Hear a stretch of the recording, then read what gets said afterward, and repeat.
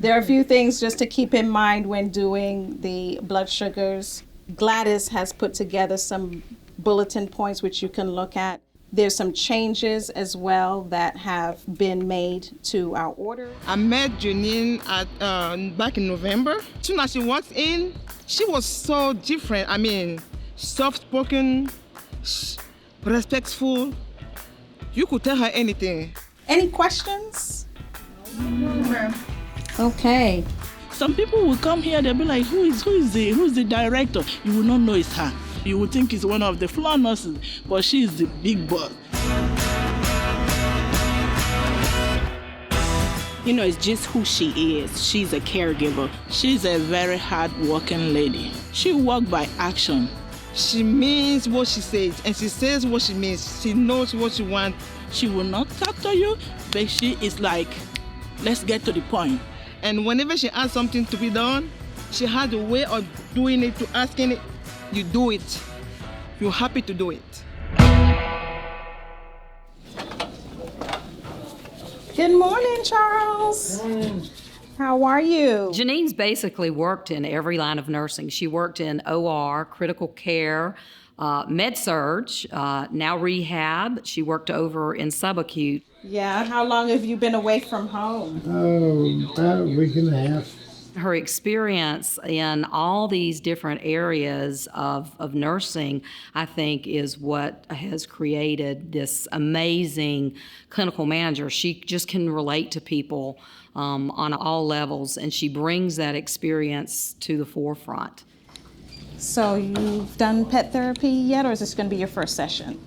I've been in rehab for the last 10 years. I just knew that that was for me. I knew that was the environment I wanted to be in. It was a small town feel. I really liked developing that rapport with the staff and with the patients. It was just a good fit for me. Want to say hi to Snickers? Hi, baby. This is Charles. Janine works quietly behind the scenes. You don't see her around a lot, but you feel her impact. I'm tasting your breakfast this morning. What'd you eat? She's motivating the nurses. She's there guiding the nurses. She's instrumental in clinical support of our nursing staff, making sure they're getting all the necessary education they need so that we can provide excellent clinical nursing. She rounds on every patient and family when they come in as well as before they leave. And she asks them, you know, what made a difference? What could we do to improve our care here? That is the better part of my day, just stepping out of my office. I even have a sign from my staff that says, I don't even know why you have an office, because you're never in it.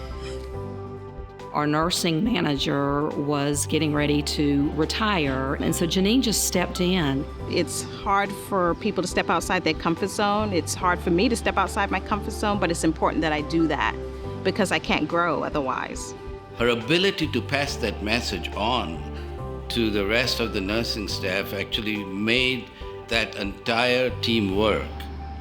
We just need to do what needs to be done at the time that it needs to be done. So after this, I guess we'll do some grooming. Hopefully then you can like have a little nap or something.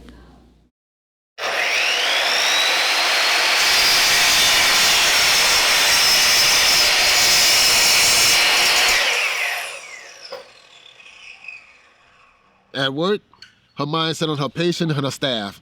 Then when she come here, she started doing her little project. Her mind is focused on that little project and do what she got to do and get everything squared out the right way.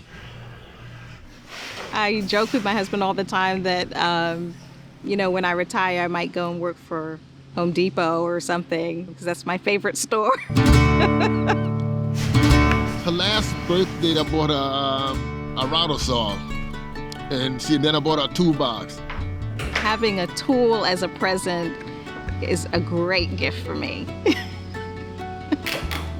It is definitely a stress relief for me. I don't have to think about anything else. I don't have to worry about, all those things that impact us every day that we worry about. Every week I have a honey-do list, especially when it's not football season. She's the brain, I'm the muscle. She's the only woman in the house, so Leave me. We got to go by her rule. We got to dance by her music. Because we don't, we in trouble.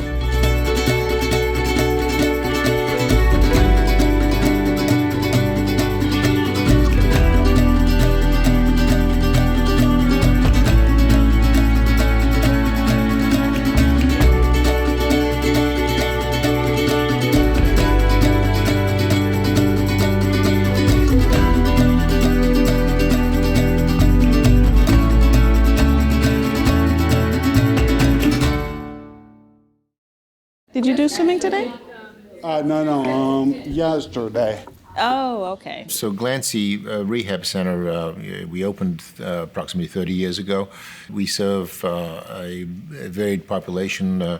We take care of patients that have had strokes, patients that have been hospitalized for a prolonged period of time, that have become debilitated. We take care of various neurological problems, multiple trauma, amputations, spinal cord injury, brain injuries. And our goal is to rehabilitate these patients back to the highest level of functioning, and hopefully you can get them back home and back into society. Food. So how much did he tell you have to lose? 6. 36 pounds. Yeah. You can do that. Oh, God. You could do that. It's I think you could do that. I have faith in you. Yeah. This is a very special place. Basically, we're catching people in their worst situation, some kind of trauma. It's just important that they realize that this is not it. Big truck in the center. Yeah. Oh, girl cut off. I didn't see it. 5 weeks ago. Good job. Wow. I slept good. Oh, yes. We have this running joke that our patients walk out on us all the time because they do get better and they do leave. It's an unusual situation to go talk to someone right after a trauma. And, a lot of times people just don't know what to say. And it seems to come natural to her. We work in a difficult area, and the stories and experiences of our patients sometimes are very difficult, but she makes it a real positive. Nursing is tough, so I think it's important that we look for, some lightheartedness throughout the day where we can all come together and just talk and laugh, and because we know amongst ourselves how hard it can be. That's what we have to do in order to do this. Jenine was instrumental in turning things around at the Gwinnett Extended Care Facility.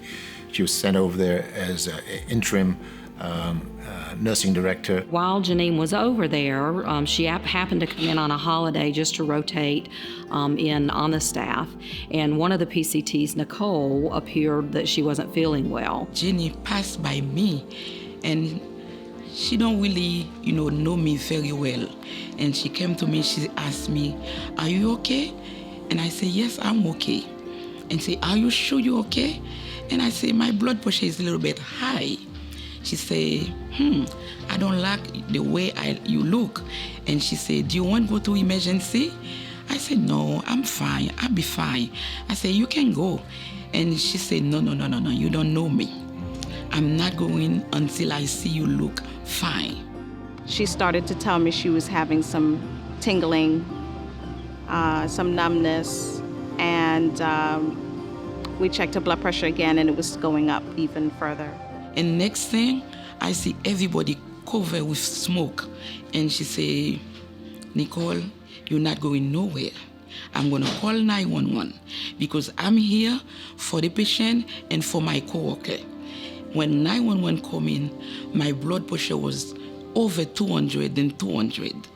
And I can't stand up, I don't see nobody, I just hear voice.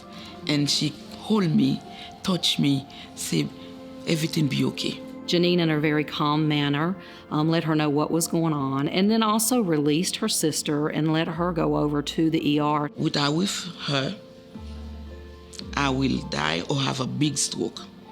That's why I call her my angel. She's my angel. I think back now, and it just seemed automatic to me, you know, and I think sometimes we get into what we do as nurses and we're on automatic and we don't realize how we truly impact lives until we get that person that turns around and really says, thank you for what you did. It's a really big deal.